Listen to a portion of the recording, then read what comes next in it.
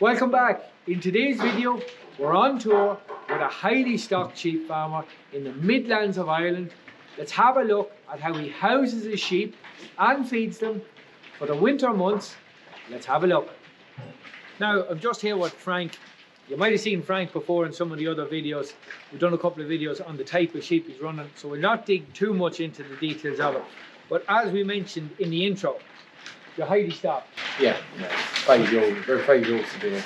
Yeah. So it's not much room for going from the market. You're probably on the limit of what. I'm on the limit. Yeah, same as myself. Yeah. I'm running something similar myself. I'm on the limit. About 5 sheep to the acre. Yeah. The biggest problem me and you face is keeping them fed for the winter. Yeah. You're running a different system to me. You're housing indoors. Yeah. Primarily on slats. Yeah, the bulk of them are on slats, I suppose. Yeah, and just tell us how or why did you go to slats? Well, sure, this was a straw bedded shed, and me and a friend, we dug out the tanks, and down man in there, he dug the tanks, and we were either going to extend the shed or put slats in. We decided to put the slats in just for we'll stick more sheep in the shed and they're healthier. And we were housing them for quite a long winter. And kind of when you get to now, they start going in the feet on the straw and everything. And no matter if you're foot back them every week, they still go. So you get hard to keep them right. And I suppose the big saviour is dry feed on the slats. Dry feed all the time. Yeah. Unless you have a heap of bedding every day, it's very hard to keep that dry. It's very hard. And the slats are clean. Like, there's no dirt building up in the barn. You know, like you can hear you'd actually hear them scratching their feet on the slats. You clean them themselves, keep them clean themselves. Well, funny you say that, and in my last video, where I was finishing lambs in the shed, dung and stuff building up in the foot, and it starts to go. Same problem like on the straw. On the straw, yeah. So you don't have that problem on slats. No, don't have that. Feet are much better. Oh Jesus, there's no cars. I suppose something else to mention, the stocking rate. You'll see here the amount of sheep in the pen. I think it's fair to say if you have that many sheep on a bedded pen. Yeah, you'd be bedding every day. Twice a day. Maybe twice a day. Yeah, you probably would. Yeah. Especially if they're getting silage or getting hay in too bad. You couldn't keep them on. Like, when this was a straw shed, if you had 300 sheep in it, it was too many in it, 250 when it was straw. Yeah. And what do you fit the house now as a slat? I had 450 in it there at one time. There's 360 in it now at the minute, all doubles. Yeah. So just the way the scanning worked out. Well, like it's a nice frosty, fresh morning. There's no breeze as such, but it's nice and airy. It is, yeah. It's well ventilated. It is, yeah. It's well ventilated. We have to be careful as well, because when we get the east wind here, it can be like when the sheep are lambing at night and that, lambs get cold very quick, so I had to kind of keep it sheltered at the same time. It's hard to boat. I did notice when we did put the slats, it actually feels a much more airier shed now compared to when I was bedded. I don't know why that is. Well, maybe it's the heat coming from the straw or something. I'm sure you have I find it in my own bedded shed at home, you have like a gas rising from the bed. It must be, you don't have from the slats, and even like you've no smell from the tanks either. There's no. There's no smell of slurry or anything. The tanks are fairly, over half full, I suppose. There's no silage. Well, an interesting part of this shed is this was actually retrofitted with a tank. So you actually dug out this after the shed was all done and shuttered your walls inside the shed. Yeah, it was a job, but not done right. Yeah, I dug it out. It was dug out for 2 days. Yeah, it didn't take long to dig it out now. And what depth is your tank under the shed? The shuttered walls are 4'6" shutters, and then at the ends here it's 8 foot for agitate. Step down. There's a kind of a step, and there's actually a lip to keep a bit in the tank all the time, so it's never sticking to the floor. Like we put water at the beginning, and it kind of kept that it was easy. Solid to flow. The solids are always floating. Yeah. And there's a spine wall up the middle, so when you're agitating the slurries, they go up one end, around the corner, and down. So it's 2 tanks with that means. Yeah. It's more or less. It's 2 double tanks really, because it's wide. It's 25 foot wide. So your housing, I suppose you're getting the maximum benefit of your slats because it's such a long winter period. Yeah. Just tell us what sort of period are you housing for? How long? I think we housed the ewes around the 18th or 20th of November this year, and that'd be same every year. Yeah.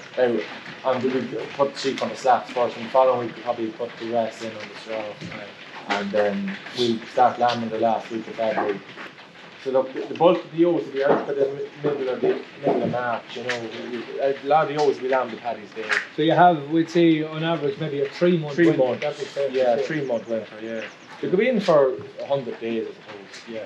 Well, the issue I'm having at the minute is winter grey. Now I'm winter grazing, it's all rosy when the weather's good. Yeah. When the weather's bad, it's a disaster. Yeah. And I'm starting to regret maybe not putting slats, at least in some of my shed. But originally, when I built the shed, I was only starting at sheep. So I didn't know it was going to be a long-term job. Yeah. But I don't know, a lot of people ask me, should I have put slats in my shed? If you're building a new shed in the morning, would you go slats again? I would, yeah. But you just, if you're going to stick with sheep, the only thing is like, the cost is the biggest cost. Yeah, I don't know what they are now, but the slats would be as part of the actual job. What would be the plastic stuff. Yeah, what would be yours. They're the most expensive part of the job. Yeah. You know. That's something you wouldn't imagine. You imagine the actual digging in the walls. Yeah, no, the slats would be yours. But look, they're nice, like they're a great job. I wouldn't go for any other type of slat. Yes. You know, they're from Jack Watts and Carrigan.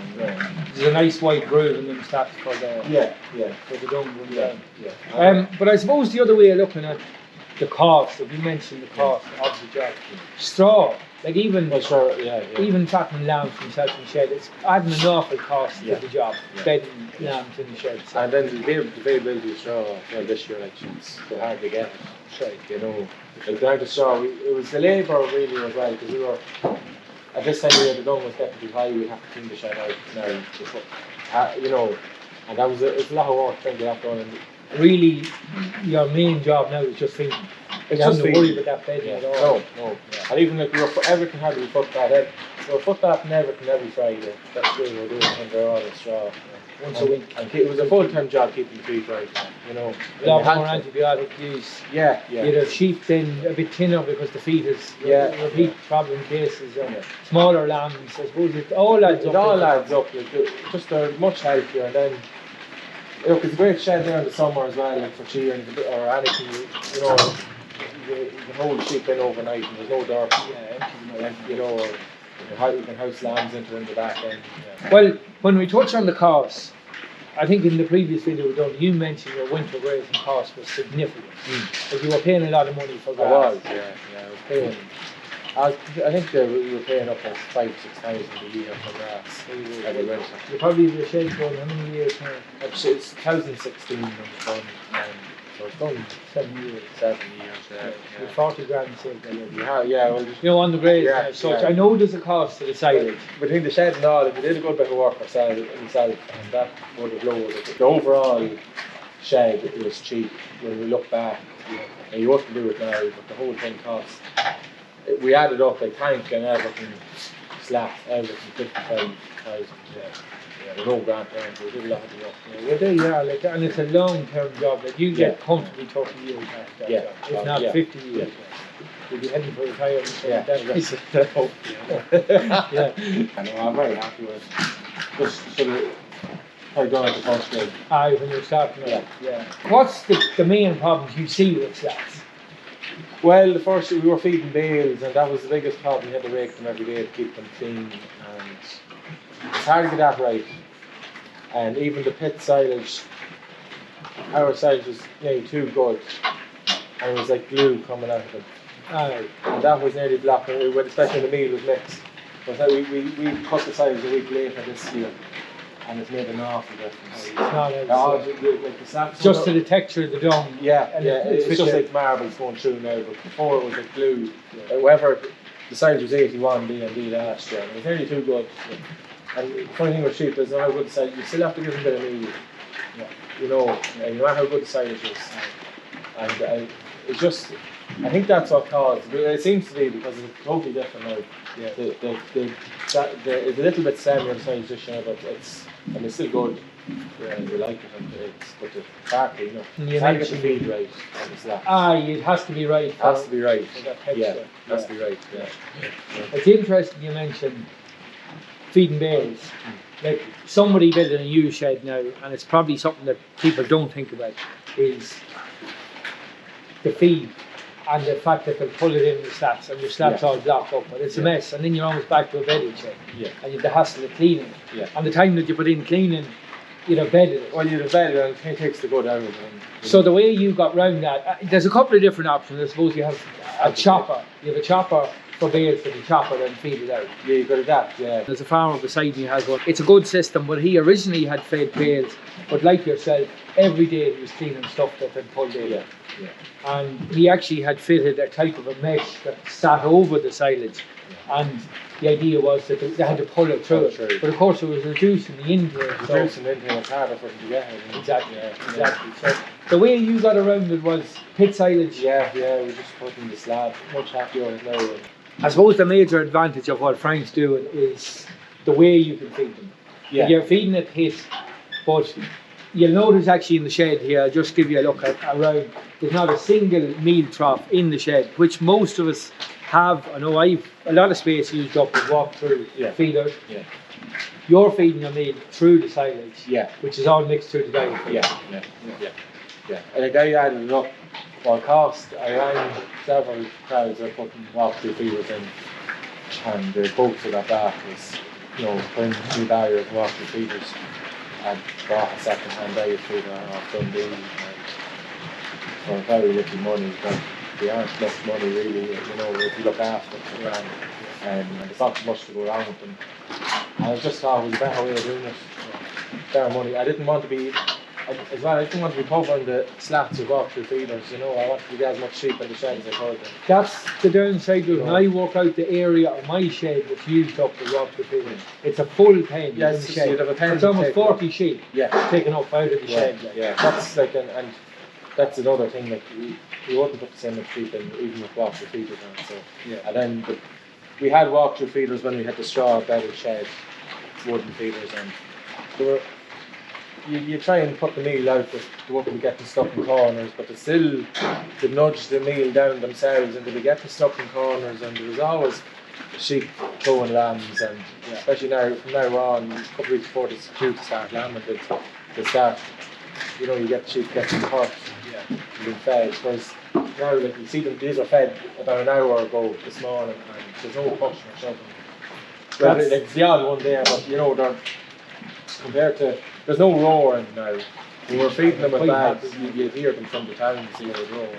You feed direct the bag. Yeah. Well, funny you mention that. I find out when I'm feeding in my walk-through trough, they run round the pen across three sides, and no matter how fast I am with my bucket of nuts, they'll all bust in on one side and they're squeezing in past each other. The problem then as well is you have lambs kind of 1 foot coming, lambs coming upside down and backwards and mangled, and I'm sure that bust. We notice the difference with that. You find the difference. The lambing, That's it. They do. You seem to. There are a lot more lambs coming the right way. A lot more lambs coming backwards and things. I'd say it was down to them being fed. That bust at the It was a very rough job feeding them. Like, we ended up actually feeding them out in the yard then for the last year because we got so fed up. Left them out and back out the crops. But then the tough up the whole morning feeding, So. And then if you're feeding twice a day, which you should be, for big volumes, it's more labour, it's more work. So you've cut a significant amount of your labour here, from bedding to feeding.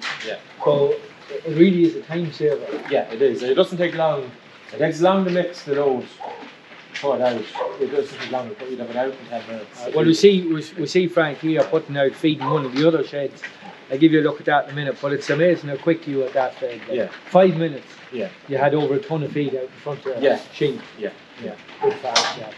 Or after I feed now, I load it for the following day. That's the way I do it. And then it breaks down. It just seems to break down. I suppose with the juice from the silage, it breaks into crumbs, and you can see it. Yeah, we just have a look at it here. It's surprising. You can't actually see a single nut in it. You can just see the dust of the nut. It's just dust in it. Like, it's amazing how it does break down. You can see the bits of soy and grain that Like if we were feeding the course mix as well, the starlings and you know. You haven't a single board around the No, place, do you? no, you've the odd rabbit and then you know a little ball, but no, nothing like like it's not black with starlings anyway, you know. It's just simple and with the bin there and you know it's the simplest way of doing it. And you're to get your nut from the bin, you're just filling some in the scoop and in the bin. That's all. Yeah. So the diet they're on consists of just precision chop silage and that nut. That's it. Yeah, that's it. I did feed straw to the 1 year. There was no more hassle trying to chop the straw. And, you know, I didn't see any benefit from doing it either because I know people feed straw to cows, but I don't think sheep get that much benefit from it. So try and make it as easy as possible unless things go wrong.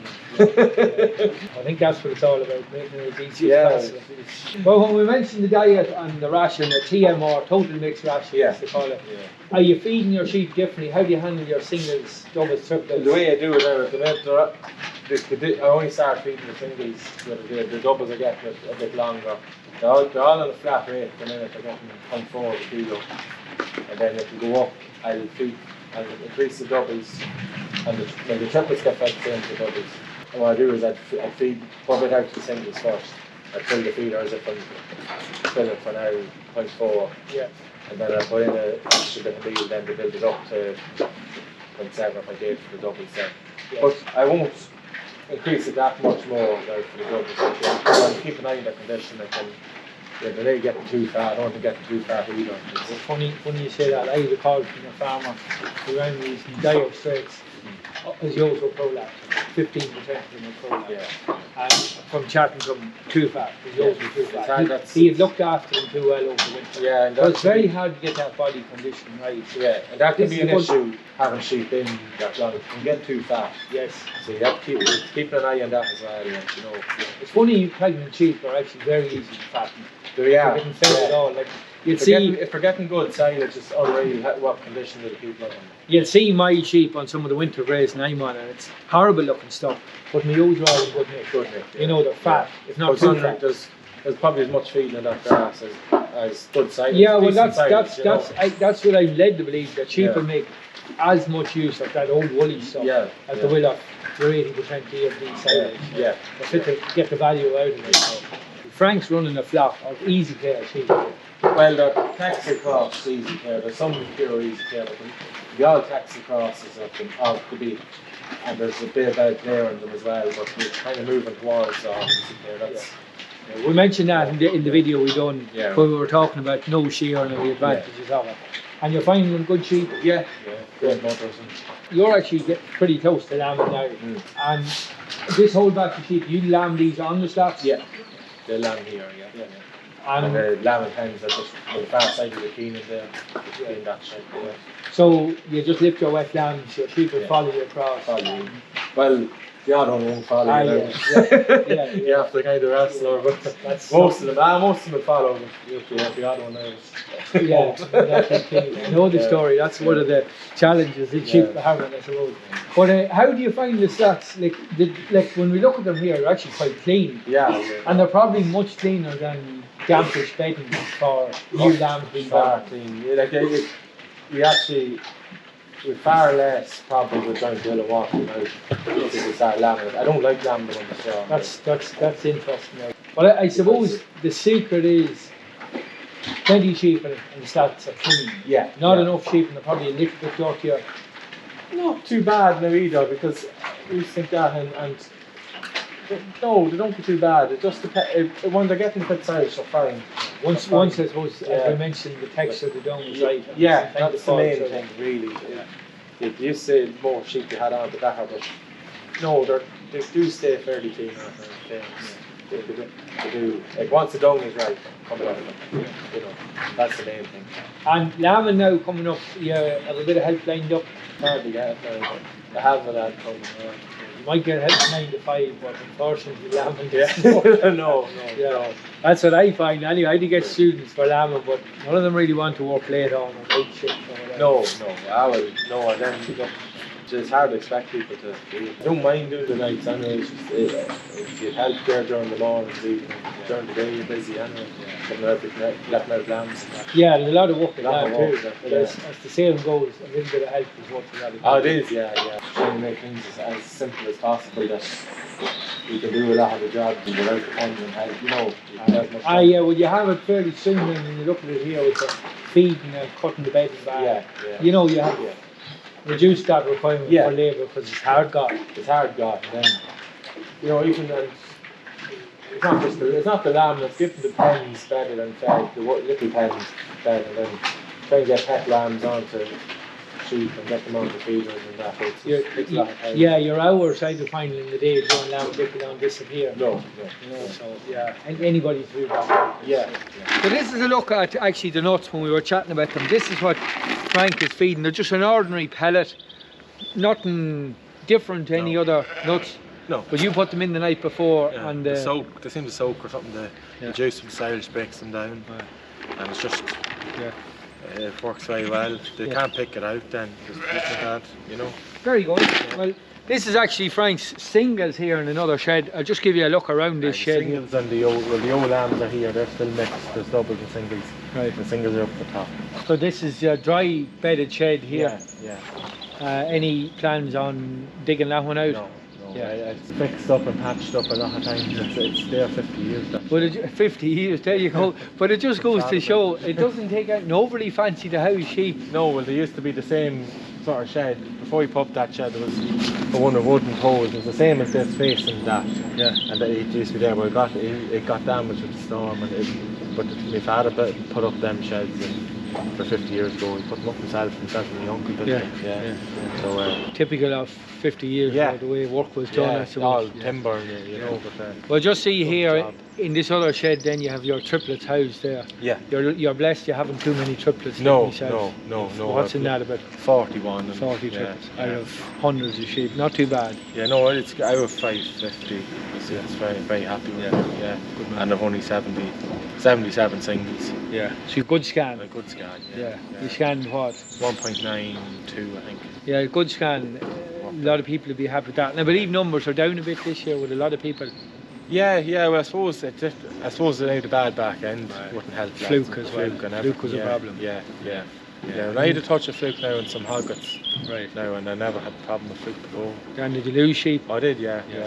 I lost sheep with fluke. It was last year's the old lambs, was the hoggets that got it. They're just the one batch of sheep got it. Yeah. And I never. It's a killer, like. Yeah. You know, you'd wonder why sheep aren't thriving. Yeah, and them house so early and still got, you know. But I suppose the summer was wet and it was just wet back end. It was difficult, and the quality in the grass was terrible. It was, yeah. No good. All right, well look, we're going to wrap it up. That's it for today. I have a wee present for you, Frank. There is a hat and a sheep's-school coat. That'll keep you warm. Yeah, that'll keep you going for lambing now. Good man. Well, thanks very much. Thank you. And, no bother at all. Good man. All right. David. Right, thanks for watching. We'll see you next time.